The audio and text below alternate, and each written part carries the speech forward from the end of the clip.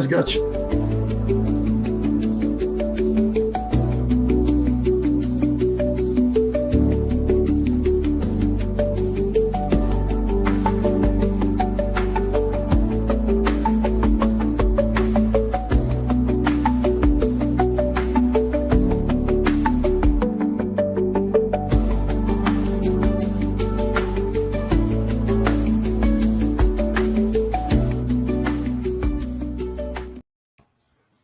All right, we are rolling in our brand new 1010XL studios. At least half of us are here in beautiful Duval County, but also in Dallas is our man, our head coach, Dave Campo, and we welcome you all in to Campo and Joe with our new digs coach. Now, you're set up in your, I guess you'd have to say, new digs, because you've been putting everything together, looking sharp inside your trophy room. You ready to go with a little Campo and Joe Combine Week? Absolutely. That's the key. I mean, usually when it gets to the combine and they start talking about free agency, it's the new year. And here we go. Let's see what happens. Yeah, I kind of feel like what you said as far as a new year is concerned is the way most people feel about it. You go through I can't believe we got knocked out of the postseason feeling, and you watch while others continue to play, and you think about what could have been, yada, yada, yada. And then you get to this week and you're like, okay, let's start shopping for new groceries. Let's make another meal in 2026. Yeah, I'll tell you what, looking forward is the key. You can't look back. Unfortunately, we've had some situations where we looked back and it didn't work too well. So what we have to look at is it's a new year. We're going forward. Here's what we've got. Here's what we've got to do. And then just let it rip for 2026. All right, so let's just invite anybody watching on our 1010XL social channels. Like we said, we got the new studio. I'm trying to kick my feet up where Yoda might be able to see these in the camera, just so I can I'm just going to mess around a little bit. I'm stretching my legs. I love the idea that they set up this podcast studio. And Coach Campo, you'll be back here in good old Jacksonville before you know it. And you'll be able to sit right next to me and we can talk ball. But if you are watching us, hit us with a comment. Yoda will throw them on the screen. And give us an idea of what you guys are thinking if you are tuning in live, or if you catch us later. We definitely appreciate you guys checking us out on Campo and Joe. So one of the big storylines, Coach, is that James Gladstone, Jimmy Gladstone, as I like to call him, Tony Baselli, and Liam Cohen, none of them are at the Combine this week. They didn't go and talk, get on the podium or anything like that. They chose to take a pass.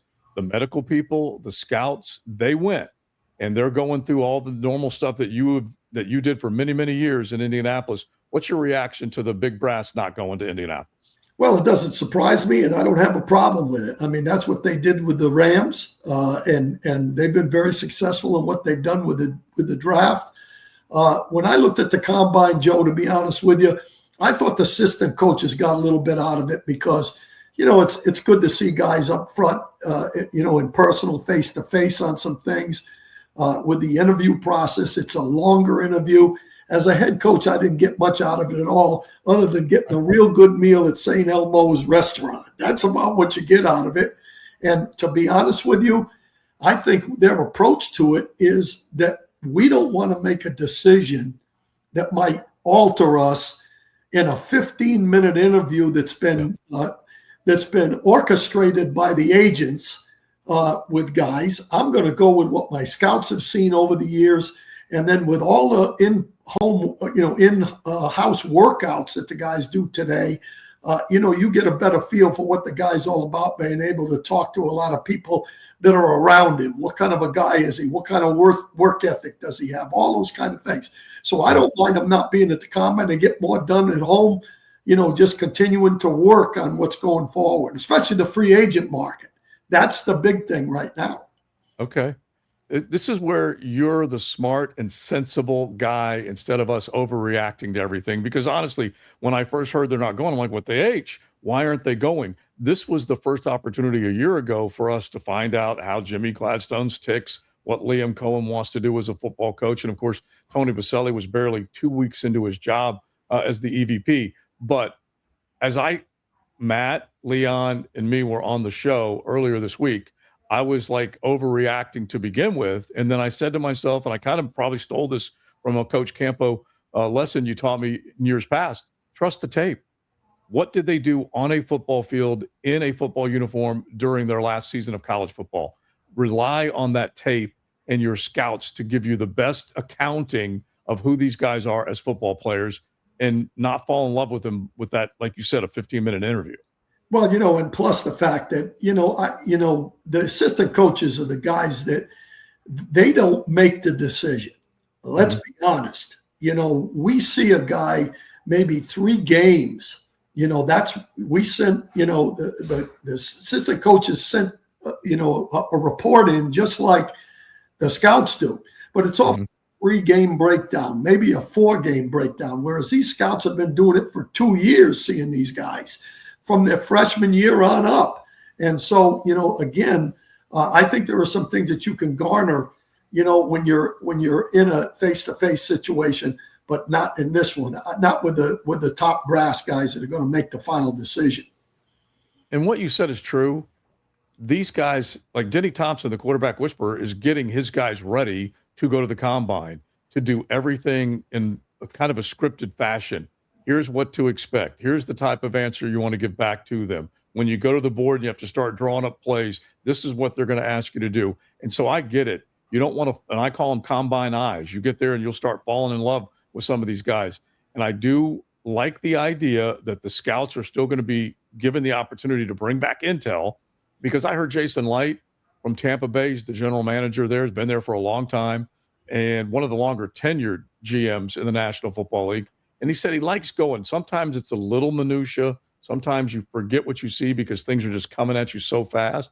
And then you go back home, you throw the tape in, and you might glean a little bit more from it. But he still likes the process of seeing guys on the hoof and who might shine in a certain class. Yeah, I mean, I guess there's merit to that. I think what you do see there is, first of all, it's become a production. I mean, everything that those guys do is on tape. You're going to see it. It's going to come to you. It's going to, whether you're there or not, you're going to see it. The one thing about being there from an assistant standpoint is I like to see the burst. That's the only thing that maybe you don't see. You can't really tell as much on the tape. But when most of these the top guys go to these individual school workouts now, so they're going to see some of that same stuff. What you're getting out of the combine is athletic ability and maybe overall speed. But you see the speed. You get the 40 time, and there is a correlation, for example, with a receiver. If he's above the weight adjusted average for speed, if you're going to see that time's going to be there. If the guy's over that, there's probably a 70% chance that he's going to have a 3-year career or more. But you see that on the tape. So again, I think it's overrated, and that's just my opinion. The other half of this is that the pro visits, you're allowed 30 visits where you can bring potential draft picks in, and you can take them out to dinner, you can take them through the facility, you can do the whole deal. You're not working them out necessarily, but you're allowed to bring them in. They also pass on that because that's what LA does, and it's become a little bit of a running joke, Coach. I love what Jimmy Gladstone did this first year, so I'm giving him a ton of credit. But it is kind of a running joke that whatever Les does in LA, we're going to do here in Duval and make it East LA. Do you like the idea of them not going to the combine and also not doing those 30 visits? Well, first of all, I'd like to be East LA. They've done a pretty good job with that football team. And so, to me, again, I kind of like the 30 visit because you spend a little bit more time with guys, but at the same time, a lot of that was smoke screen. We might bring in 3 or 4 guys that we're really interested in out of the 30, but we're going to bring in some guys that show everybody else, oh yeah, but hey, wait a minute. They may want an offensive lineman here, in this position, when in fact we're not even looking at offensive linemen. I'm just using that as an example. So at 6 of one, half a dozen of another, the proof is in the pudding. What they do in the draft, what they do going forward, that will make the decision whether or not it was smart or not smart. Yeah, because the one thing I can definitely say about LA and have maintained this with Les Snead is that when they gave up draft capital, big time draft capital, trading away first rounders to get Matt Stafford and Jalen Ramsey and the other guys that they went and got, that they were able to find players in the second, third, fourth rounds like Kyron Williams, Braden Fisk, obviously Colby Turner and Byron Young, the guys that they went out and found later in the draft. So it's not like they're not doing their work. Let's just hope this group can do the same type of thing here. That's the key, and we'll see. And again, it's not everybody does it the same way. And, I think LA's a pretty good – when you look at the number of coaches that have come out of there and you look at the number of players that are and where they've sat in the grand scheme of playoffs and that type of thing, I think that's a pretty good model. All right. So, Coach, when we talk about coming off of a 13-win season, and you said this is kind of the beginning of the new year, what are some of the things that you think conversation-wise are taking place between GM and head coach? We did this.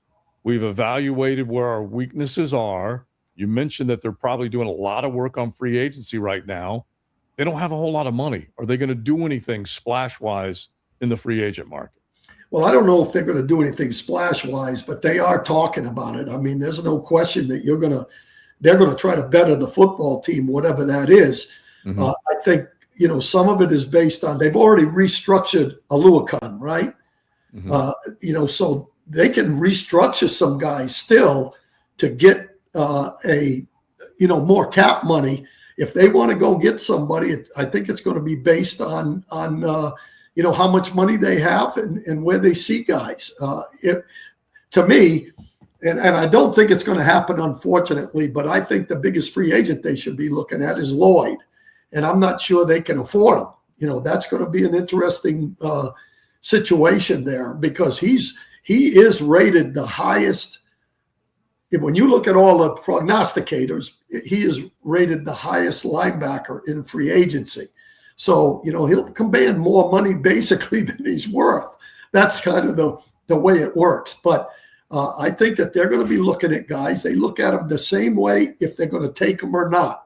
They're studying every guy because in the long run, it may help them 2 years down the road when the guy's done somewhere else.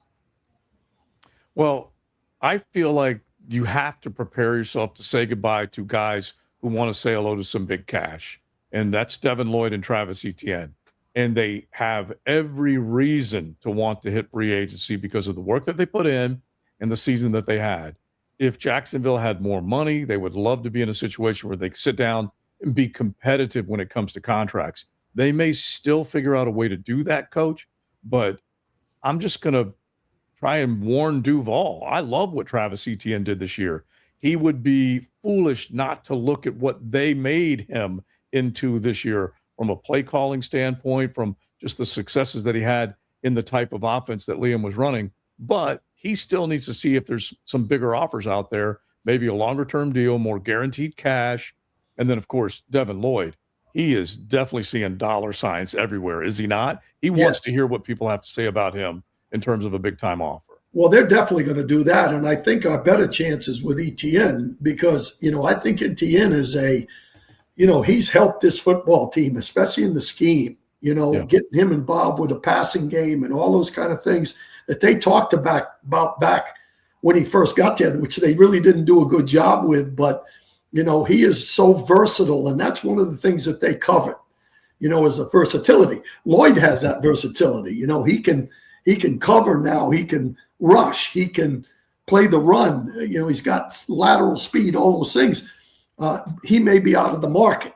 But Etienne, I think he'll look at that because the difference between what he could get here, in my opinion, and what he would get in the market is probably not that big a difference. I'm talking about the running back's money is not super high anyway.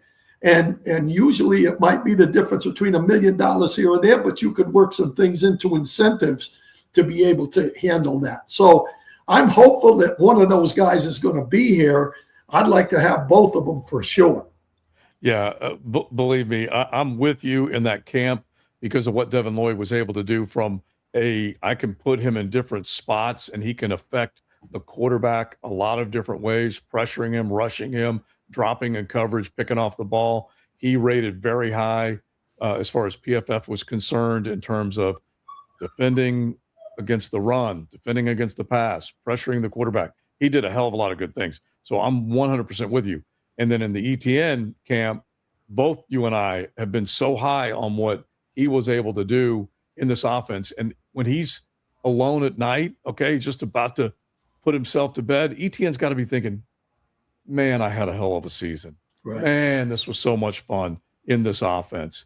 Gosh, it was so much better than what I had before because they see everything that I can do now.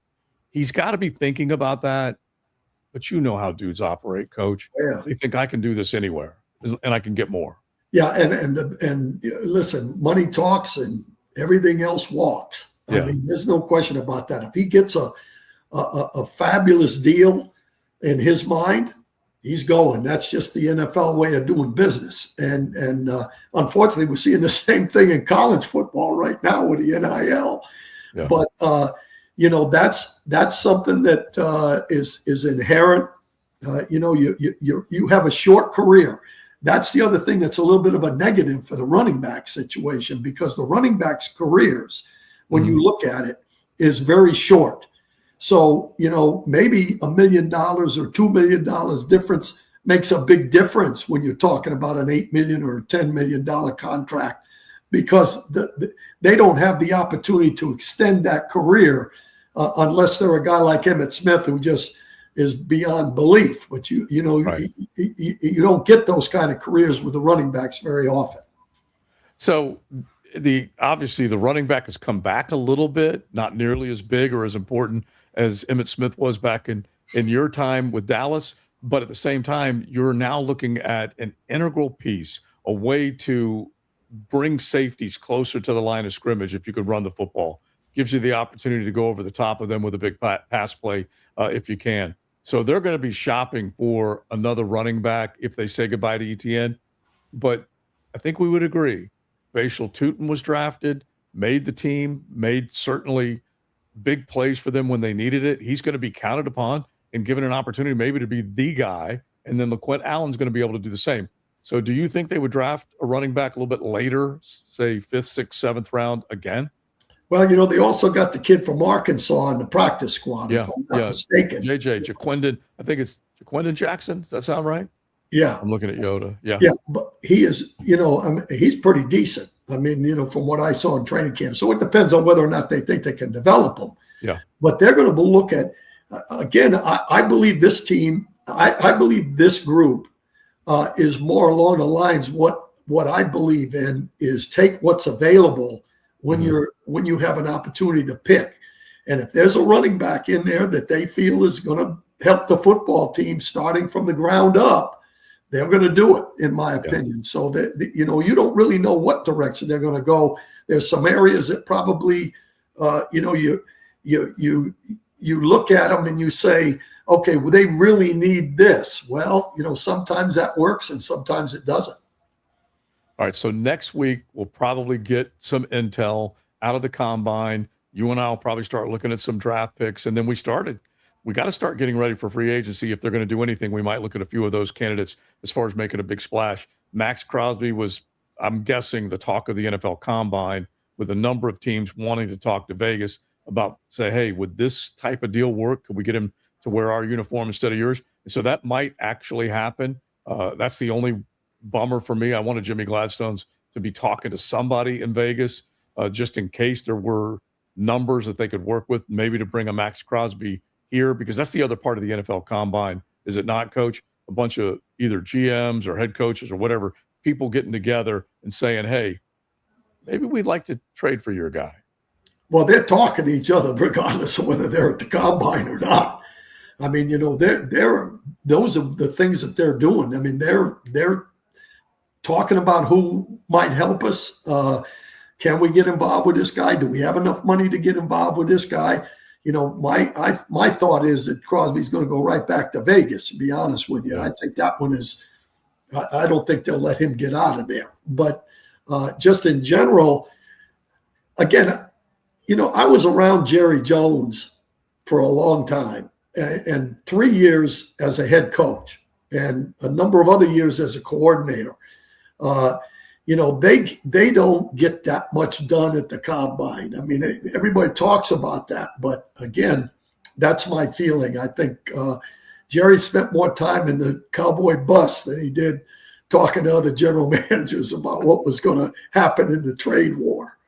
That's so Jerry. All right, let's use the last handful of minutes that we have to talk about the biggest piece of news that came out of Duval yesterday. Mark Lamping, president of the Jags, making the announcement, making it official that Jacksonville is going to lose 2 home games this year. You're used to losing 1 to London. Now 2 home games will go to London. They'll play in 2 different stadiums across the pond. But the bottom line is Jaguar fans, all the Duvalers feel like they're getting ripped off because they have season tickets. They want to see the Jags as many times as they can. And now they're going to see them 1 less time. What was your reaction to that? Well, I think everybody knew that was going to happen. Something was going to happen because one of the years they're not even going to be in the city of Jacksonville, from what I understand. So, to me, it's just here it is over here. Do you want a new beautiful stadium that's going to last for 20 years, or do you want to see them one more time in Jacksonville this year? I think that's what it comes down to. I think it might hurt them a little bit attendance-wise. I mean, there'll be some people that say, well, why am I going to pay the money for season tickets if we're only going to get 6 home games? I think that's there. But I think once it was determined that they were going to have the construction and they were going to redo the stadium, there's no question that there was going to be some upheaval. But the bottom line is when you look at that beautiful stadium at the end, I'll tell you, I talked to a couple of guys over there before I left to come to Dallas, and I said, look, you know how you look at what do you want to do till the end? I said, listen, my bucket list is to come back to Jacksonville in the new stadium. I hope I last that long, Yeah, you will. So, those are the things that you have to weigh, and I think it's disappointing because I think the fans are so excited about what's going on now that you're losing a little bit of that momentum. But overall, I think the momentum is what's going to happen at the end. I think you know the rule, Coach. You want everything you want, and you don't want anything to get in the way of it. Exactly. And so if you're given the opportunity to poo-poo the plan, you're going to do it. You're going to be and moan about it, and I get it. But I agree with what you're saying. This is not a shock. It's not a surprise. And the other thing that I at least thought was an interesting wrinkle, and let's see if it happens, the thing that sucks the most is that you're only getting 6 home games, regular season games this year. You're looking at the possibility of losing a Pittsburgh, a Philadelphia team that you would love to see here in town, Washington, Cleveland, a couple of other ones pop on your radar, New England, that are outside of the AFC South that also could be candidates to be played in Europe. So we'll see where it goes. You're only going to get 6 games here and then none the next year. You're going to have to go to Orlando to see them. So I understand when you're ticked off, but at the same time, what you said, the no pain, no gain. You got to suffer a little bit. And I like the idea that you're going to have 1 game coming back when you're at full capacity in 28 or 29. At least that's the idea, that you give away 1 more game this year when you only have 42,000 people, and you have a chance to get another one back when you have a full stadium. Well, I hope everybody doesn't get mad at me on this, but I'm going to say it anyway. As a football coach, I'm more disappointed that we're losing the 2 games at home than the fans should be, in my opinion, because a home field should make a difference. And now we've been fairly good in London, and last year's team played really good on the road. So maybe it's not that big a deal, but I would obviously prefer to stay right in my home stadium and play 17 games there if I had the opportunity. As a coach and as a player, I would have to agree with that because, there's some distraction, there's travel, there's, it's tougher on the players than I think it is on the fans. And I love the fans of Jacksonville. Believe me, I know. Yeah. Like we just talked about, it is not the ideal situation for y'all, but at the same time, I'm more concerned about how it's going to affect the players. Yeah, because the players are going to be over there for a couple of weeks, which is going to suck just in terms of not being with your family or the expense of bringing your family over. If you do that, all the things that displace you, your regular routine, that's all going to suck. And then who knows what's going to happen the following year. So I totally get it. And from a home field advantage, Duval was loud last year, Yeah. especially you go to the Buffalo playoff game, incredibly loud. And so you need that home field advantage if you can get your hands on it. And unfortunately, this is just the way it's going to go. And as you said, all you can do now is to put up with being pissed off, is start thinking about the future in that beautiful stadium that's coming in a couple of years. There you go. And I tell you, I have to give Liam Cohen and Gladstone and all those guys some credit that they knew this was going to happen when they took the job. So, they feel like they could get it done this way. And I don't think when they approach the players, it won't even be in the conversation. We just have this many home games and that many away games. All we care about is the game we're playing this week. It doesn't matter where it is, and that's the approach you have to take. And like the conversation we had on the show yesterday, hey, they finally get good and then they are gone, and that's going to suck. But I'd rather them be good than still stinking it up. A 4-win team versus a 13-win team. I don't care where they're playing, or at least I do care where they're playing. Right. But at the very least, they're posting more dubs, a lot more dubs than they are L's. Absolutely. And I'm looking forward to the season. I think this team has some momentum. I think they, let me just end with this maybe.